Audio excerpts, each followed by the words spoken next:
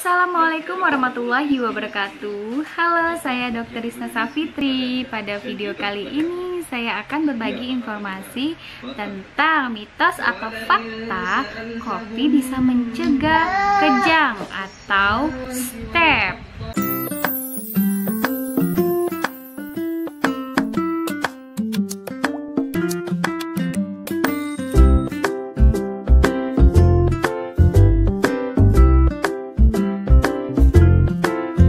Jadi, kopi itu sendiri ternyata memiliki efek positif dan juga efek negatif terhadap tubuh. Selain rasanya yang enak, ternyata efek positifnya adalah kopi bisa mencegah penyakit jantung dan juga penyakit diabetes, tetapi harus dengan dosis yang telah ditentukan menurut penelitian. Nah, itu efek positifnya. Efek negatifnya apa? Karena kandungan kafein yang ada di dalam kopi ini bisa menyebabkan jantung menjadi berdebar-debar, kemudian mempercepat kerja ginjal, jadi sering buang air kecil, lalu jadi susah tidur karena kopi ini bisa mempengaruhi sistem saraf pusat.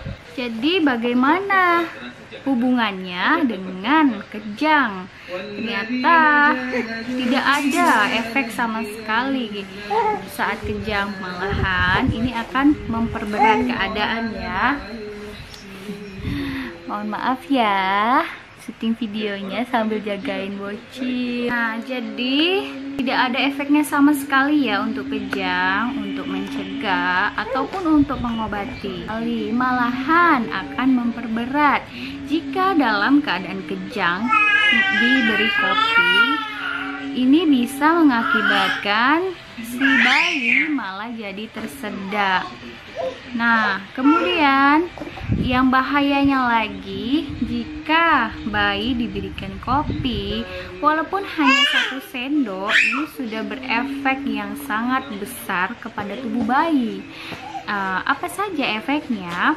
Nah, jadi karena dia mempercepat kerja ginjal, si bayi akan sering buang air kecil. Nah, akibatnya apa? Banyak cairan tubuh yang keluar dan menyebabkan menjadi dehidrasi.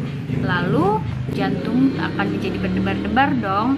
Nah, ini tentunya akan memberikan rasa yang tidak nyaman kepada tubuh bayi, sehingga bayi menjadi rewel dan sulit untuk tidur. Memang kopi ini bisa mempengaruhi sistem syaraf, tapi kalau untuk pencegahan apalagi pengobatan kejang ternyata tidak berpengaruh sama sekali ya. Jadi kopi bisa mencegah step itu hanya mitos. Oke, jadi sudah tahu kan apa bahayanya kopi jika diberikan kepada bayi. Lalu bagaimana sih cara yang tepat untuk mencegah dan juga mengatasi kejang pada bayi?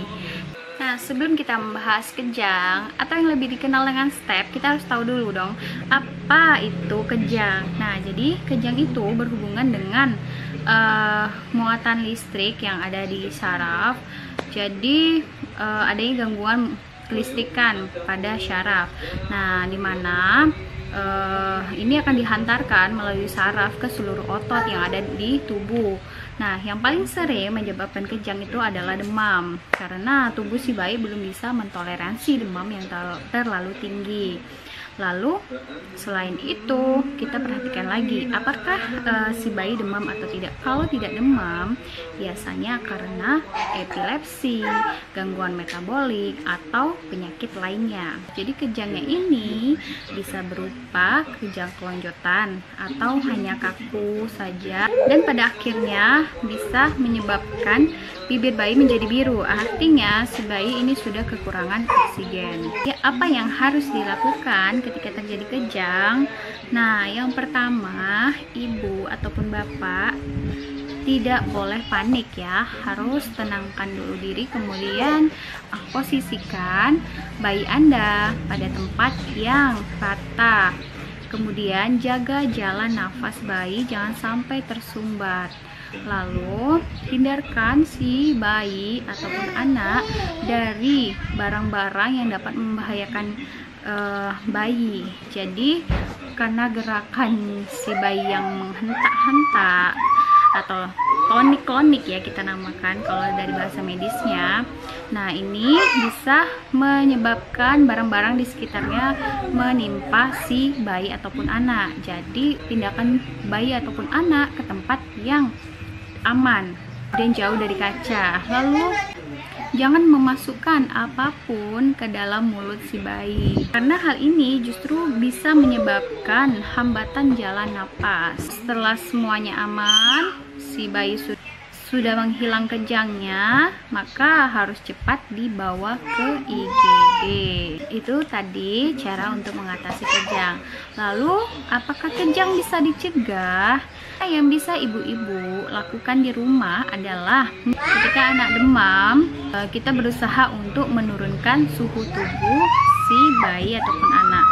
Jadi dengan cara memberikan obat penurun panas atau juga bisa dibantu dengan dikompres. Dan selain itu, pantau selalu suhu tubuh si anak dengan termometer.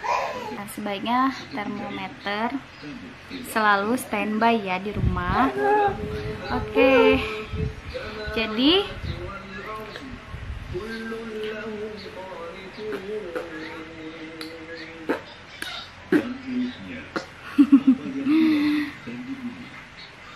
jadi sekarang sudah tahu kan bagaimana sebenarnya pencegahan dan juga penanganan yang tepat pada saat bayi ataupun anak mengalami kejang ataupun step. Jadi jangan salah lagi ya. Oke, terima kasih telah menonton video ini. Semoga video ini bermanfaat. Jangan lupa like, subscribe, dan bagikan kepada teman-teman atau ibu-ibu yang lainnya agar video ini bisa bermanfaat untuk lebih banyak orang. Terima kasih. Assalamualaikum warahmatullahi wabarakatuh.